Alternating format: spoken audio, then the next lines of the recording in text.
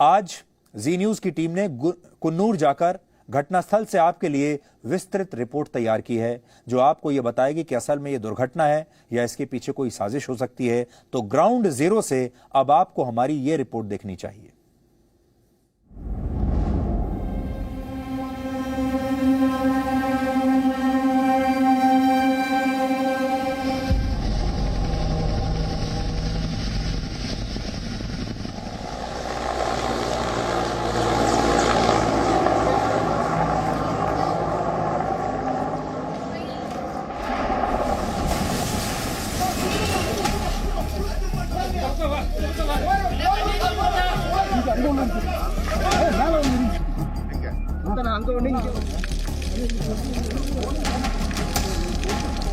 Black box ना करीब 12:15 को क्रैश हुआ है। शायद 12:25 को मुझे फोन मिला और 12:35 को हमने स्पॉट में था।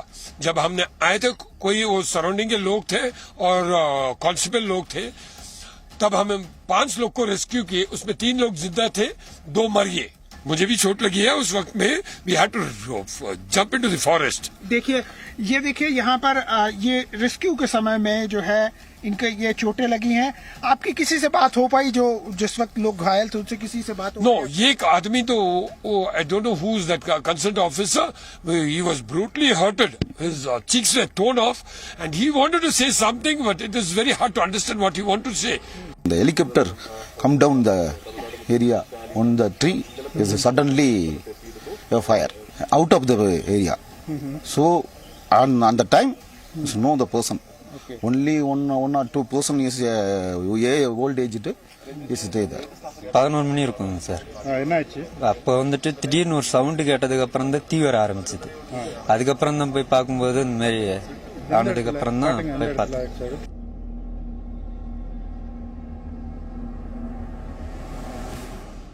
हमारी टीम इस वक्त मौजूद है कुन्नूर जिले के MI-17 क्रैश साइट पर, जहां MI-17 हेलीकॉप्टर दुर्घटनाग्रस्त हुआ था।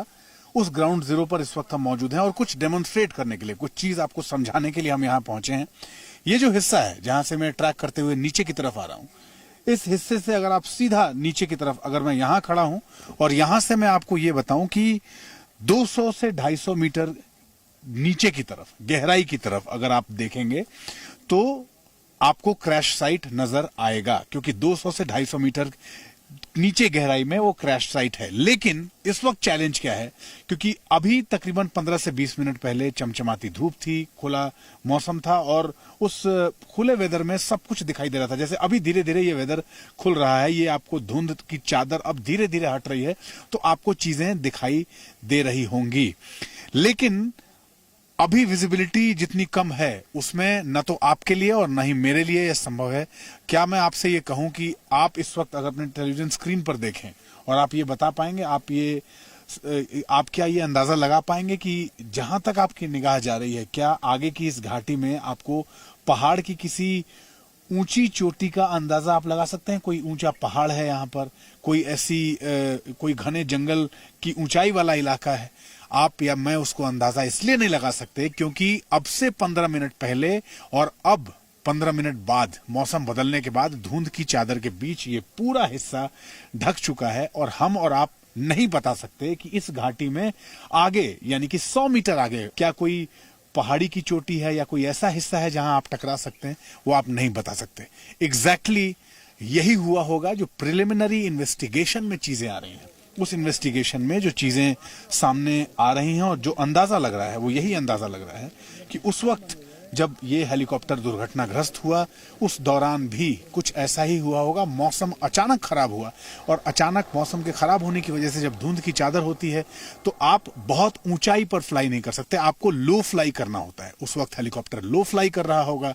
धुंध की चादर की वजह से इस घाटी में आगे 100 मीटर आगे या फिर 50 मीटर आगे कोई पहाड़ की चोटी है या फिर घने जंगल का कोई ऐसा हिस्सा है जिससे वो हेलीकॉप्टर टकरा सकता है, इसका अंदाजा नहीं लगा होगा। और वैसी स्थिति में उस घने कोहरे के बीच, उस खराब मौसम के बीच वो हेलीकॉप्टर उस ऊंचाई की जगह पे, चाहे वो पहाड़ का हिस्सा हो या फिर ऐसी किसी ऊंचे जंगल का हिस्सा हो, ऊंचे पहाड़ का या फिर किसी पेड़ का हिस्सा हो, जिससे वो टकराया होगा और टकराने के बाद एक आग के गोले में तब्दील होकर MI-17 हेलीकॉप्टर हेलीकॉप्टर क्रैश करने के बाद उस हिस्से में गिरा जो इस वक्त दिखाई नहीं दे रहा इस धुंध की चादर की वजह से।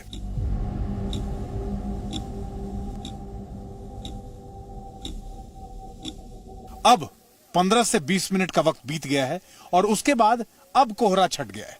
उसी जगह को अब इस कैमरे के लेंस से हम आपको दोबारा दिखाते हैं। अब से थोड़ी देर पहले जब वो चंक रिकॉर्ड कर रहे थे उस वक्त ये पूरा हिस्सा कोहरे की घने चादर के बीच में था और आपको कुछ भी नहीं दिखाई दे रहा था।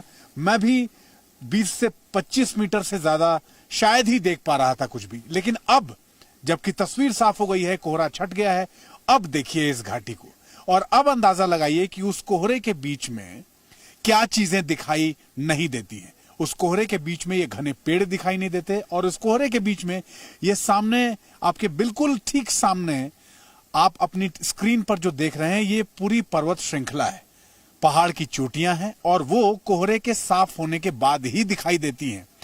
अब इस घाटी में ये घाटी और इस घाटी का जो टफ टेरेन है इसका अंदाजा अब लग पा रहा है इसको देखने के बाद जब कोहरा छट गया है।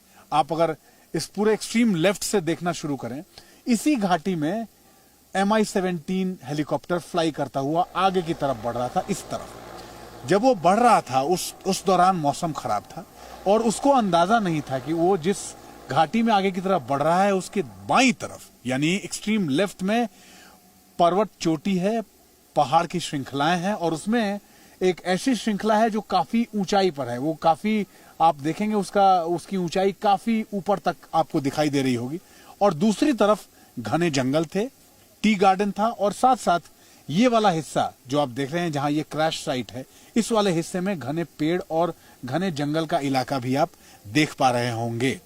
यानी कि कितने नैरो स्ट्रेच में वो हेलीकॉप्टर लो फ्लाई करता हुआ आगे की तरफ बढ़ रहा था और कोहरे के धुंध की चादर के बीच में उसे अपने दोनों तरफ के जो ये एक्सट्रीम कंडीशंस थे, दोनों तरफ का जो ये खतरा था टकराने का, वो उसको नहीं दिखा और उस कोहरे की चादर में ही जिस तरफ से वो फ्लाई करता हुआ आ रहा था वहीं किसी हिस्से में वो टकराया और उसके बाद वो नीचे गिरा।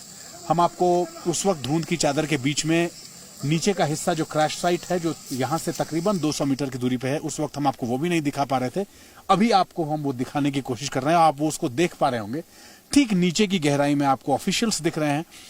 थोड़ी देर पहले ही ड्रोन से एक मैपिंग भी की गई है, जियोग्राफिकल मैपिंग की गई है पूरे इलाके की और उसके बाद उसको मैप करके पूरे हिस्से को इस तरीके से मैप किया गया ताकि उसका अंदाजा लगाया जा सके कि जो इसके कोऑर्डिनेट्स हैं, जो जिस एल्टीट्यूड पे ये हादसा हुआ है, कितनी ऊंचाई है और आसपास का पूरा हिस्सा किस तरह के भौगोलिक संरचनाओं से घिरा हुआ है, किस तरह के जियोग्राफिकल कंडीशंस हैं आसपास, उसको पूरा एसेस किया गया है।